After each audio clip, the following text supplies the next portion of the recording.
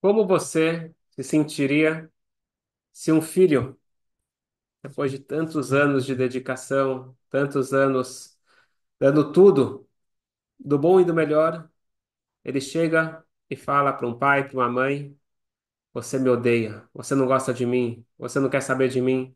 Qual o sentimento nesse momento? Infelizmente, em momentos de crise, nós vemos de repente quebras. E das pessoas mais próximas, das pessoas que nós mais nos dedicamos, que nós mais amamos, e de repente existe um atrito muito forte. E da mesma forma que na natureza, quando tem uma tempestade, quando tem uma ventania, são as árvores que têm as raízes mais sólidas que conseguem aguentar nas ventanias da vida, nas horas de crise.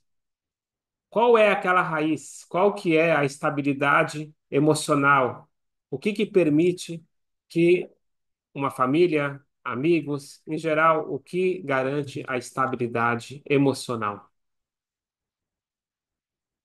Tem Israel, um grande terapeuta familiar, e ele contou um pouquinho da sua infância e o que motivou ele chegar onde ele chegou. E ele disse que, com muita dificuldade, ele compartilhou que cada manhã na sua infância era uma manhã terrível. Ele já acordava com brigas, com gritos, violência. Obviamente não tinha café da manhã, não tinha roupa lavada, muito menos passada. E o sonho dele toda manhã era conseguir sair de casa e poder se libertar desse sofrimento intenso. E ele, apesar de ser pequeno, ele era o irmão mais velho, e ele cuidava dos pequenos, dos menores do que ele. Mas na cabeça dele ele só tinha uma missão: como que eu me liberto desse inferno? Ele obviamente chegava todo dia atrasado na escola, entrava com vergonha, sabia que ele ia receber mais uma vez, mais uma bronca, e todo mundo rindo da cara dele. E o professor perguntava de volta: se você não consegue uma vez chegar no horário, o que tem de errado com você? No recreio. No recreio ele passava fome, porque ele não trouxe o sanduíche de casa.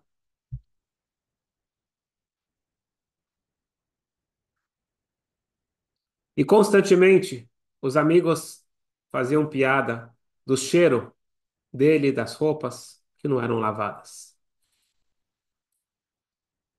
Eu não preciso continuar, dá para entender como que era a vida dessa criança, esse inferno diário, até que ele completou 13 anos, um pouco depois do Bar Mitzvah, entrou na escola um professor novo. E esse professor, como todos os outros, viram que tinha algo de errado com essa criança, mas em vez de gritar, em vez de castigar, ele chamou essa criança de lado e falou: Você pode me contar o que está acontecendo com você? Por que você não consegue chegar no horário? Eu acho que tem alguma coisa que você está passando em casa. Será que você poderia compartilhar comigo? Quem sabe eu posso ajudar? Ele conta que ele sentiu pureza, ele sentiu verdade nas palavras desse professor. Ele não estava lá procurando um jeito de chamar atenção, mas realmente tinha uma empatia, tinha uma vontade de ajudar. E pela primeira vez em anos, ele sentiu a vontade de chorar. E aí, nessa hora, explodiu todas aquelas emoções que ele estava contendo por tantos anos. E ele chorou e chorou, desesperado. E ele contou tudo o que ele estava passando em casa. E esse professor chorou junto com ele. Falou: Eu sinto muito por você. Como eu posso te ajudar? O garoto falou: Só tem uma forma de você me ajudar: arrumar um lugar para eu morar fora de casa. E esse professor não só ofereceu ajuda, ele realmente foi atrás, encontrou um dormitório para crianças da idade dele, desse menino, e ele foi E a partir de então, a vida dele mudou, ele cresceu, ele se desenvolveu, e até que ele se formou e se tornou um terapeuta que hoje ele ajuda as pessoas sabendo o que eles precisam. E ele fala o que a criança precisa, o que o adulto precisa, o que o ser humano precisa, antes de dinheiro, antes de honra, status, o que é a coisa mais importante para o ser humano? Ser escutado, ser valorizado. Ele precisa de algo básico, alguém que me entenda, alguém que me escute. Falou, e essa é a minha missão de vida, é isso que eu faço. Eu sei na pele o que significa você não ser escutado. E hoje eu tento o meu máximo para poder ter essa escuta empática.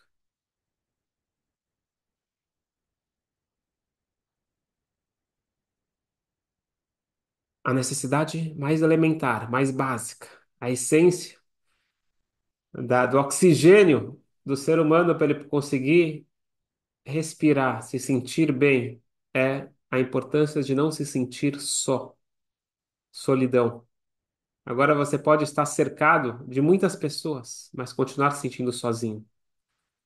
E normalmente esse é o motivo que as guerras, as batalhas, as lutas, as brigas, principalmente no núcleo mais interno, as brigas familiares, briga de casal, normalmente o que está por trás de tudo isso é esse sentimento. Eu estou casado, mas me sinto sozinho. Eu tenho pais, mas me sinto sozinho. Eu tenho filhos, mas me sinto sozinho. Por que que eu me sinto sozinho? Porque eu sinto que ninguém está me escutando de verdade. Eu sou sempre julgado. Sempre as pessoas estão avaliando a minha conduta. Ah, você é muito pessimista, você e não tenho espaço para poder falar abertamente aquilo que eu estou sentindo. Olhando de fora essa história, parece um absurdo. Como pode ser que na escola ninguém se importou? Mas quantas vezes a gente também está desse lado de não conseguir dar o que o outro está precisando? E aqui eu queria compartilhar com vocês uma coisa que me tocou bastante. A gente está se aproximando de Pessah, a história do Êxodo, a história da libertação da escravidão do Egito. E a gente chega na noite do Seder, e a gente fica pensando de volta essa mesma história e contar para as crianças uma coisa do passado, qual a relevância para a nossa vida. Se na noite do Seder eu vou sentar e contar uma história do passado, eu não estou cumprindo a obrigação do Seder de Pesach. Como explica a Kabbalah e a Hassidut, todo dia eu tenho que sair do Egito, eu sair das limitações. E aqui eu queria, nesse contexto, trazer uma coisa que pode mudar a nossa vida e os nossos relacionamentos, entendendo como que faz para sair do Egito. Ao longo das próximas semanas, se Deus quiser, eu queria tocar em alguns pontos em preparação para a Pêssar. E hoje eu queria tocar em algo que começou antes, inclusive, deles pensarem em sair do Egito, no ápice da escravidão. A gente sabe que a escravidão ela foi piorando, piorando, piorando, até que chegou o momento que Moshe Rabbeinu, ele vem para o Egito por orientação divina. Hashem fala para ele, vai, fala para o faraó para libertar o povo. Moshe Rabbeinu obedece. Ele fala com o faraó. Qual o resultado? As coisas só pioraram. No momento que o faraó viu que tinha essa pressão, e essa ideia de ele perder os seus escravos, ele falou: Ah, eles estão pedindo aí liberdade, significa que vocês estão com muito tempo livre, estão ociosos. Vocês estão com tempo de pensar em liberdade, quer dizer que o trabalho está leve. E ele tornou o trabalho muito mais árduo, não deu matéria-prima, tem na Torá todos os detalhes. Mas o fato é que o próprio Moshe Rabbeinu, ele falou, Hashem, não estou entendendo, por que que você mandou eu vir para cá? Desde que eu vim para cá, as coisas só pioraram. Olha que curioso e aparentemente insensível, mas vamos prestar atenção. Hashem falou para Moshe e para Aaron: voltem para o povo judeu e falem para ele o seguinte: ensine para eles a mitzvah de Shichrur Avadim, a mitzvah de como você liberta e como você trata escravos. Então, pela Torá, existe a lei de escravos. Tem o Eved Ivri, o Eved Knani, o escravo hebreu, o escravo cananeu. E antes de vocês já julgarem, vamos escutar e vamos prestar atenção. O que a Torá chama de escravidão é muito, mas muito melhor do que os empregados são tratados e os direitos que existem na lei civil. Só isso para explicar para vocês. A lei de Eved Ivri, eu falo do escravo hebreu, é a seguinte, que quando alguém roubou e ele não tem condições de pagar, ele roubou porque ele está com dificuldades, ele não tem condições de pagar, o tribunal coloca ele para ser vendido. Agora, o que quer dizer para ele ser vendido? Para ele ser vendido significa o seguinte: ele vai ser adotado por alguém, porque essa pessoa vai pagar a sua dívida. Ele vai agora ter responsabilidade de sustentar a família, esse homem, a família dele. A família não se torna escravos. Ele tem que sustentar agora, pagar a escola dos filhos, ele tem que cuidar de tudo da família. E não só isso. Ele tem que tratar eles como parte da família, de tal forma que se ele tiver só um travesseiro em casa, o travesseiro vai para o servo e não para o amo. Vocês já podem entender que não tem nada a ver com escravidão, tem nada a ver com o que a gente conhece por aí. A gente está falando sobre avadim, servos, no sentido de você assumir essa pessoa. Mas não é sobre isso que eu quero falar sobre o momento. Prestem atenção. O povo judeu, ele é escravo no Egito, e lá a escravidão é uma escravidão cruel. Eles são escravos no Egito. Hashem vê o sofrimento deles, manda Moshe Rabbeinu para redimir o povo. Moshe Rabbeinu fala com o faraó, a situação piora. Ah, então agora faz o seguinte: vai para o povo judeu e ensina para eles o seguinte: que quando eles saírem do Egito, no futuro que a gente não sabe quando vai ser, e eles tiverem condições de bancar servos, e eles vão ter os seus próprios servos, ensina para eles como eles têm que tratar os seus próprios servos. Ridículo. Como pode ser? Com todo respeito, que sadismo é esse? É igual você falar com uma pessoa que veio te pedir ajuda, ele não tem dinheiro para comer. E você fala para ele, meu amigo, senta aqui que eu vou te dar um curso de investimentos. Você tem que variar os seus investimentos, Bitcoin, dólar, euro, e você começa a falar para ele sobre finanças. O cara não tem dinheiro para comer. E você está falando agora sobre como investir, diversificar os investimentos. O povo judeu é escravo no Egito, eles estão sofrendo, eles estão apanhando. E vem Hashem e fala: olha só, aprenda agora as leis de quando vocês forem ter os seus próprios servos. A Torá aqui está nos ensinando uma coisa muito, muito importante. Isso daqui me tocou bastante, eu acho que é um ponto que pode resolver esses conflitos familiares e todos os conflitos na vida em geral, para a gente entender a chave.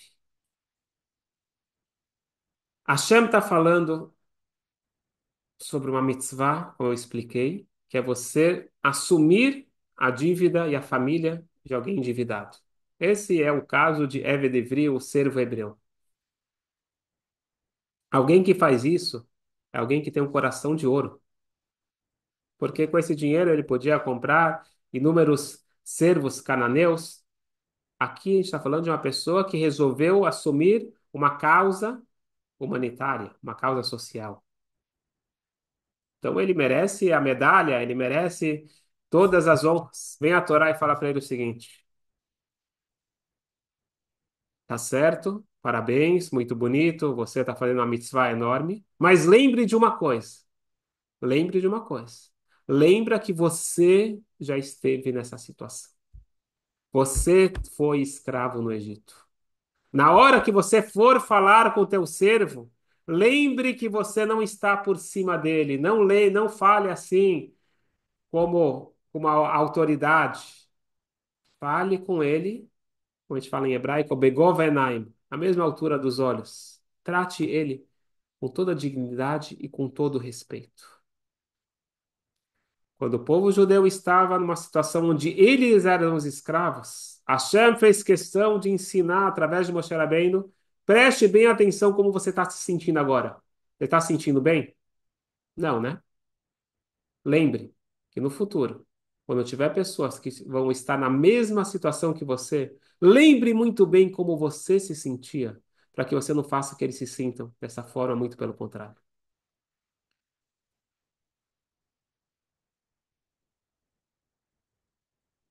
Tem uma frase na Torá, quando a gente fala sobre tzedakah, quando você fala sobre empréstimos, emprestar dinheiro ainda é maior do que a tzedakah.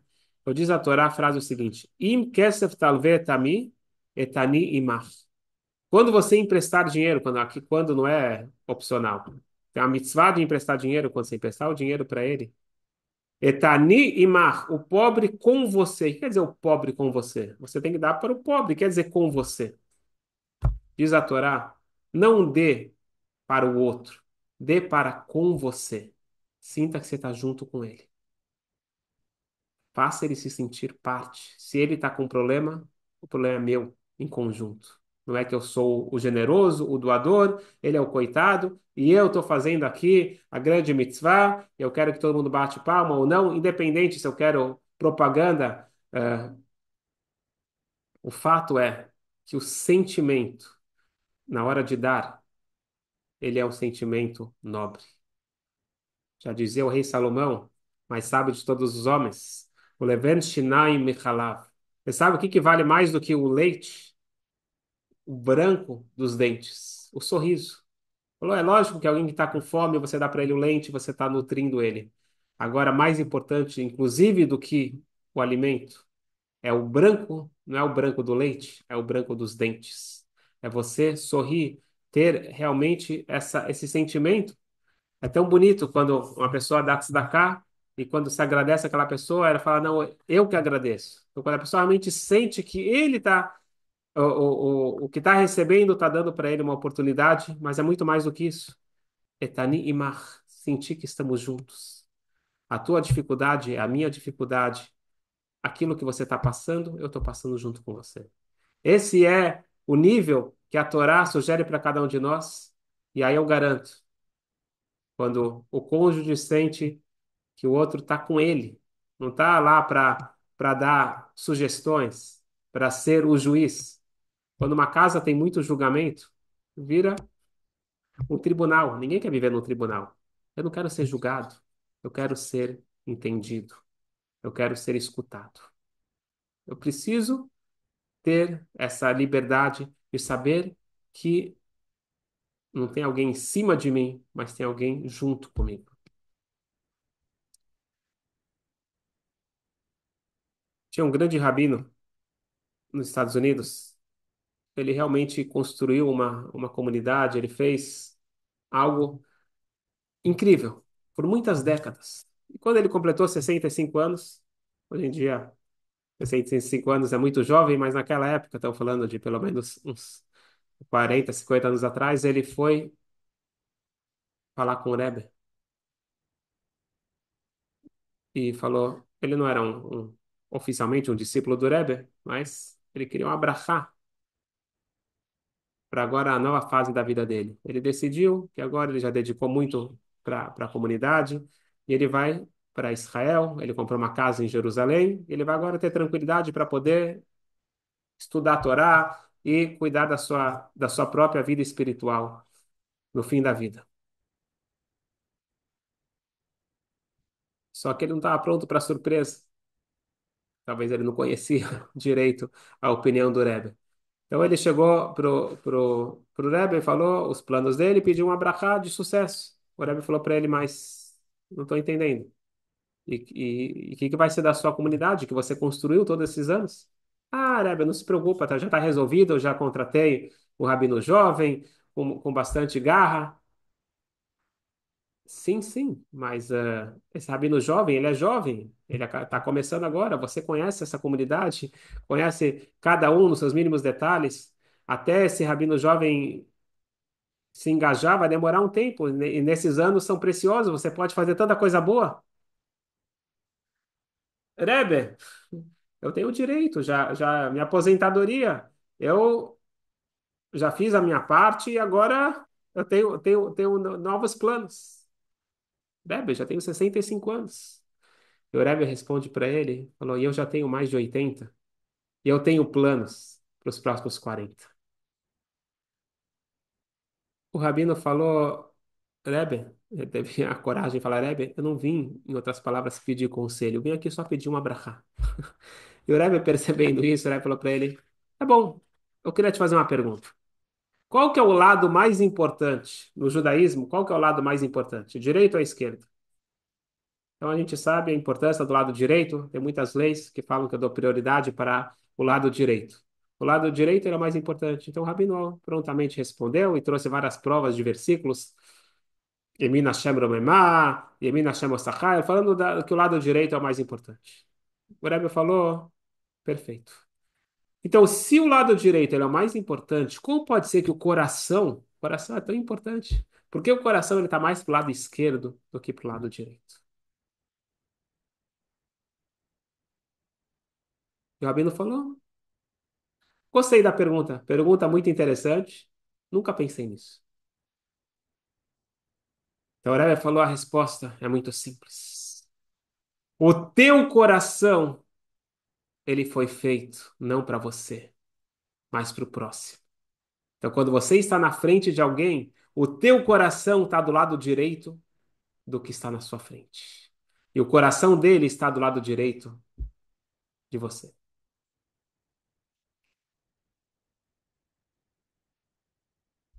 Lembre sempre, finalizou o Rebbe, uma vida verdadeira, uma vida significativa, é quando o coração ele não está preocupado apenas comigo, mesmo que as aspirações sejam espirituais e elevadas. Coração pulsante, é aquele coração que está preocupado com aquele que está na minha frente. O lado direito, aquele que está junto comigo. Então, para você viver plenamente, busque sempre direcionar o seu coração para o lado direito do próximo.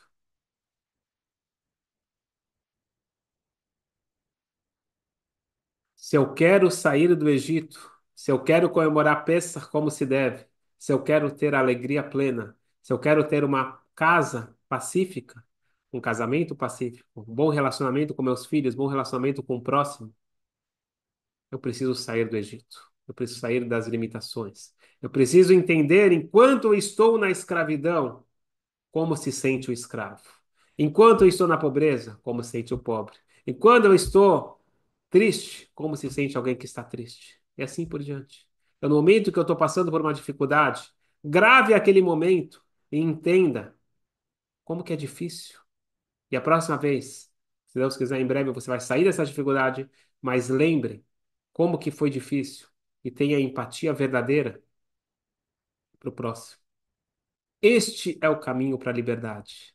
Etani imar, sentir o pobre junto comigo, o pobre em todos os sentidos, o pobre é aquele que está precisando da minha ajuda, está precisando do meu ombro, está precisando de alguma coisa, que ele esteja junto comigo, e não abaixo, e não longe. Esta chave que a Torá está nos dando, dessa verdadeira empatia, realmente sentir de verdade, não fingir. Esta é a chave para a felicidade plena dentro de casa, fora de casa, e que a gente possa evoluir como pessoas, como nação, e que a gente possa contribuir para um mundo melhor, um mundo mais harmonioso, Bezat Hashem, em breve merecer um mundo perfeito, a vinda de Mashiach. Amém.